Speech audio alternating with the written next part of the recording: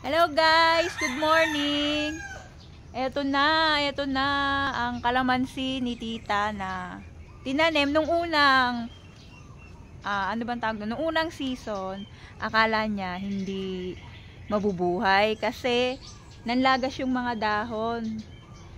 Pero hindi niya alam yung pangalawang dahon, kasunod na nun bunga. Eto na, ayan.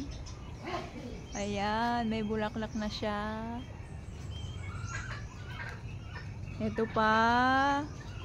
Oh, meron na kaming kalamansi at meron ng dalawang bunga yan.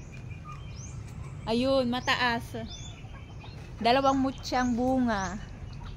Siyempre, we are very happy dahil hindi na kami bibili ng kalamansi. Meron na, oh. Ay, ang ganda ng bulaklak niya. Nakakatuwa dahil hindi na kami bibili ng kalamansi. Napakamahal pa naman ang kilo ng kalamansi sa panahon ngayon.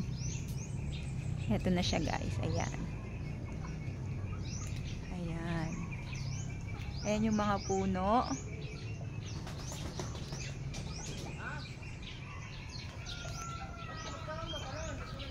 Pero syempre, ito ang aming main character dahil una siyang namukadkad.